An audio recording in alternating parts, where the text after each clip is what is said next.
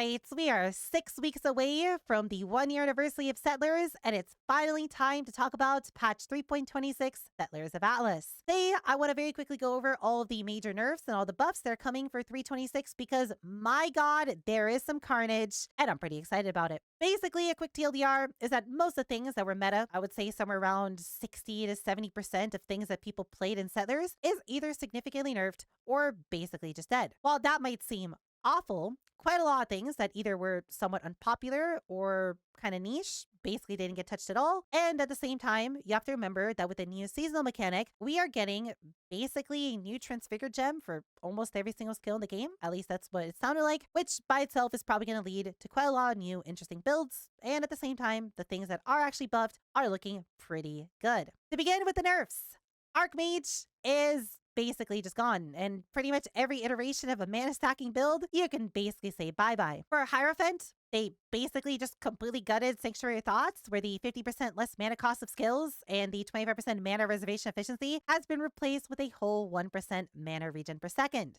Yeah, so Hierophant was a really cool ascendancy, and now it's just basically dead. On top of that, Isilva Frostbolts has been nerfed to where it could only echo off of 2 bolts instead of 4, and, well, with those 3 things, we have the classic GG triple tap nerf to where I don't really think we see any more Archmage builds anymore. Because the higher nerf Inikin builds are also pretty much unsustainable anymore, so pretty much most forms of mana stacking outside of Power Slave of the Archmage is effectively dead. Speaking of a absurdly popular ascendancy and build archetype that a lot of people are playing, Trickster somehow managed to get away with just a slap on the wrist. With that said, a lot of the things that people are playing on Trickster very much did not get away with just a slap. Ephemeral Edge was nerfed by 25% and now has a roll. Splitting Steel just straight up cannot return anymore, meaning it's basically a dead skill. You can still use it to clear, I guess, because it'll still split towards enemies, but for single target damage, you need another skill now, and well, there really wasn't anything else that could have done single target damage, with the exception of Lightning Strike, which also got nerfed by 50% on its projectile damage. While I don't think this will completely kill Lightning Strike, it's just that busted of a skill, I definitely don't think you're going to see it be as popular as it was previously before. Oh, you might be saying, Allie, what about Frostblades of Catabasis? Well, they nerfed the effectiveness of ad damage by almost 50%.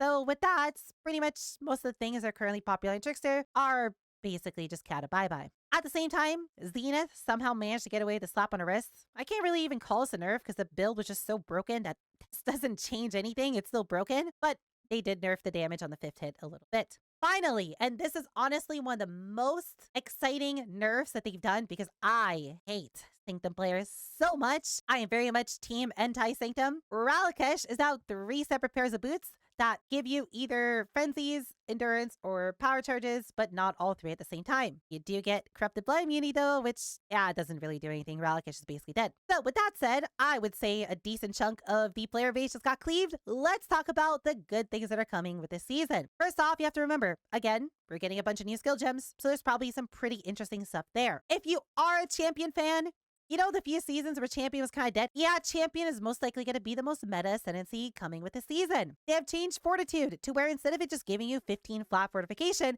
you now have your maximum fortification. If you were to stack all the fortification on the tree and Celestial Brace and all the other things, you can currently get to 42 fortification at all times. So you now just have 42% DR for just simply picking up an Ascendancy node and getting a few basic items. Well, that's cool and all, and that's already pretty strong on its own. What they did to Unstoppable Hero is genuinely absolutely insane. And my god, you are going to see a lot of champion league starts because of this. Unstoppable Hero now gives you 3% more armor and evasion rating per fortification above 20%. It's pretty easy with those 40 fortification to just get 60% more armor and evasion by literally just existing. If that wasn't good enough, you also get 3% increased attack speed at the same time, so that's just a free 60% attack speed, which is absurd.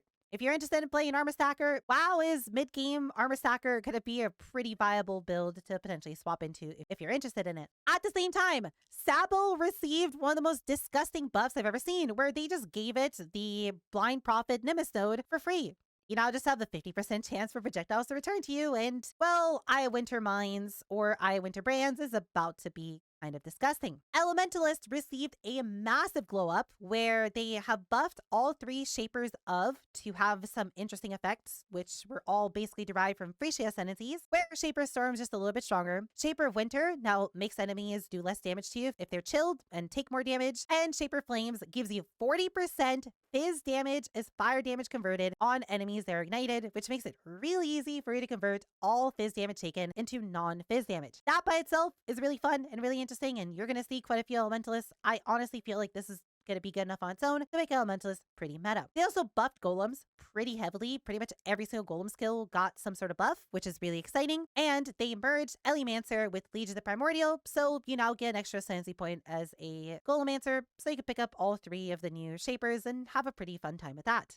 I'm really excited for that. Again, I'm glad to see Golems are finally back in the meta. From there, if you don't want to play a Golem build, well, you might be really interested in spellcasting, where pretty much most self-casting skills received anywhere between a 20 to 25% increase buff. This also includes Essence Drain, Contagion, and Soul Rends. So if you're interested in Chaos Thought, well, 25% stronger. Cyclone also received a pretty large buff. They literally doubled the AoE scaling on it. They increased the added damage of it, and they baked in the less movement speed penalty from the equality into the base skill itself. One big theme of 326 is that GGG is looking to pretty massively buff self-casting by buffing all the spells and buffing some supports with spellcasting, while also looking to pretty massively buff cold damage and channeling skills. As you can see, Cyclone's pretty good now, and we could probably see quite a few different channeling skills potentially be either niche or potentially somewhat meta through the new support gem that they're adding for channeling and all the new channeling nodes that are going to come on the passage tree. Finally, the last thing to mention, which unfortunately I don't think is going to be good enough, they did end up buffing Winter Orb by about 21%,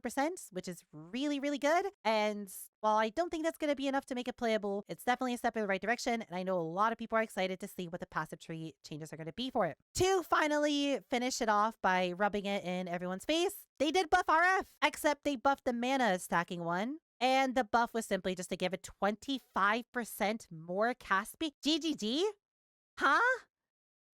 What? Huh? So yeah, it's a buff. And you know, if you're a spellcaster, enjoy.